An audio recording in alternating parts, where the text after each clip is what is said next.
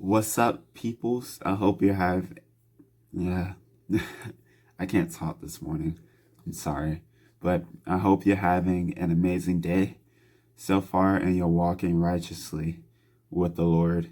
I know that I've just had an awesome quiet time with Jesus, and He revealed to me nuggets of His wisdom and His knowledge and understanding. When I pray, I do pray for those things, and I also pray for discernment as well. But the most important things to do with quiet time for me is to really make sure I'm in a humble place and I'm willing to listen to God and not take what I want out of the Bible, but take what God gives me from my quiet time with Him. So I also pray to be clear, clear-minded, not thinking about anything else, but solely focused in the Word, and also to have clarity about what the Word is actually saying.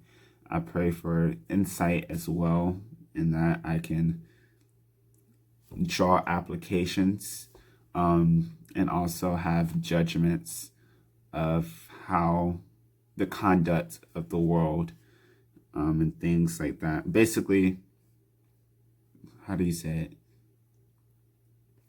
It's basically seeing how the word applies in the real world. I really can't talk right now. And what else do I pray for?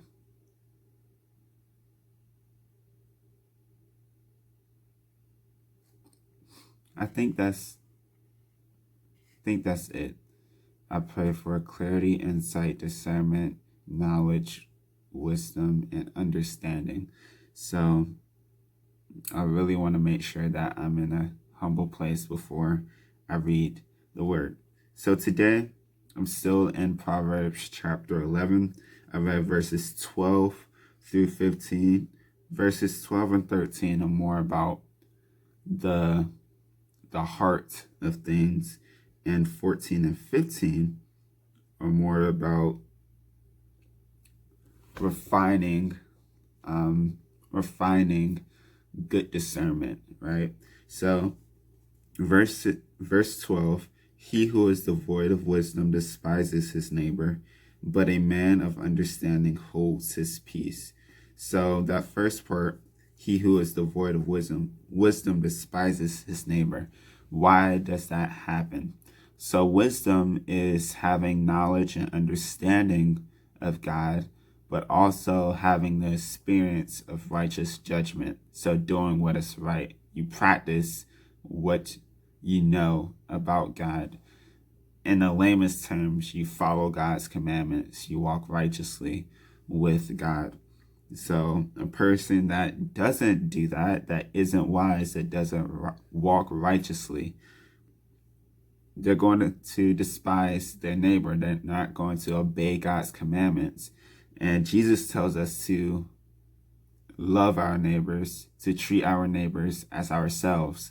So if we are not walking righteously, of course we won't do that, because we have no knowledge of that, and we have no understanding of it, and we're not actually going to do that indeed, because that's not in our hearts. Our hearts are being disobedient to God.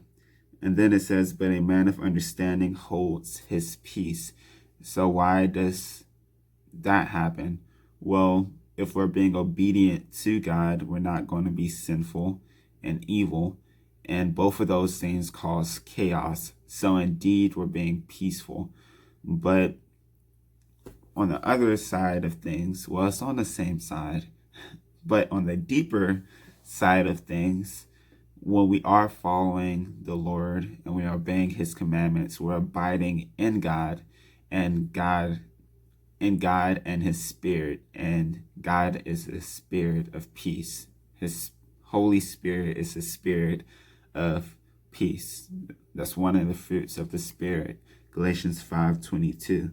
So when we understand God and we're like, okay, wait a second, God tells me to love my neighbor, and if I don't do that, I would be disobeying God, and I'll also be causing chaos in my neighbor's life and in my life. So I probably should do the right thing here and hold my peace and obey God and to be at peace with the situation in my heart, because God is in me. God's spirit is in me. So that's that. Verse 13, a talebearer reveals secrets, but he who is of a faithful spirit conceals a matter. So a talebearer is basically a person who gossips. So a person who gossips reveals secrets. And he of a faithful spirit conceals the manner. So again, this is of the heart, what a righteous person would do versus what a unrighteous person would do. An unrighteous person will gossip, but a righteous person will conceal the matter. They'll keep it to themselves. And why does this happen? Well, it's all in love. Jesus commands us to love one another, to treat our neighbor as ourselves once again. So when we're not loving one another, well, let me back up for a second. In love, we show that we're trustworthy, and we also trust God with the fullest extent we can. We trust God. So when we gossip, we're showing our neighbor that we're untrustworthy, and that's not loving. And we're also disobeying God, because God told us to love our neighbor and not betray our neighbor's trust. So that is unloving, and therefore we're sinning against God, and that's walking unrighteously. So it kind of goes in this whole loop here. It's easier just not to do bad things, but we all do bad things, and we have to understand the consequences of our sinful nature. So basically, I said again, love is trustworthy. If we gossip, we break that trust, we break our neighbor's trust, and we also are disobedient to God. We basically sin. So that's not loving at all. The next verse 14, where there is no counsel, the people fall, but in the multitude of counselors, there is safety. So counsel is advice or guidance. This one is pretty straightforward. We sometimes make unwise decisions, and we make decisions that years later will bite us in the butt. And that's when we're making decisions by ourselves. But if we go out and we ask people for their advice, their guidance, especially people that are older than us, then we get to have some nuggets of wisdom and life experience, and we can discern which route we want to take from there. And that's always good. That way we make a safe decision, and we won't hurt ourselves in the future. I can remember one scenario that I had to learn over the course of many years. I would make a decision to seek after knowledge and buy courses and courses on like entrepreneurship, and they're based on motivation and things like that, worldly wisdom. But if I sought counsel and a multitude of that, godly counsel, which is always great, then they would have told me that worldly wisdom is basically vanity, is meaningless. It would get you absolutely nowhere.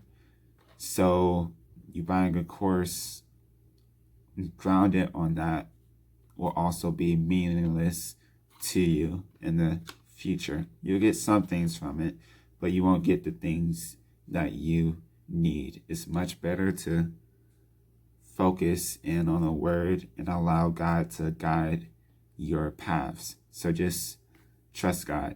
Don't buy the course. You see, if someone had told me that, I would have saved probably thousands of dollars over the course of years. So, yeah. Last but not least, verse 15.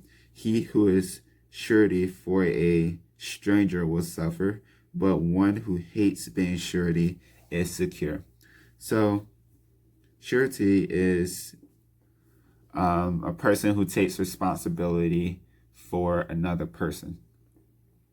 And when we take responsibility for a stranger, like complete responsibility, of course we're going to suffer. Suffer is basically undergoing hardship. So that's what's going to happen. We don't know anything about this person, what this person's background is. Maybe they're a secret murderer or something like that. Or maybe they have a lot of debt or have a completely broken. And to some extent, that's not anything wrong with some of those. We're called to love anyway, but we're going to suffer. We're going to undergo a lot of hardship. But if we hate taking responsibility for others, then we're basically going to be secure and we're going to be safe. We're going to be stable and secure, and safe. Because the only thing we're taking responsibility for is ourselves. So that's more in our control, and we're not doing anything that's rash or random. So it's kind of self-explanatory. But that was my quiet time today. I know I'm explaining this in around less than 15 minutes, but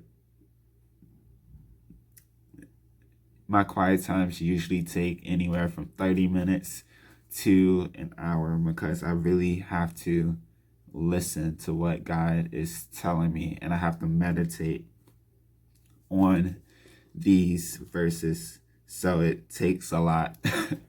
It takes a lot, especially in the morning when I'm already kind of waking up. So yeah, I love you all, and I will see you in the next video. God, man, it won't close again.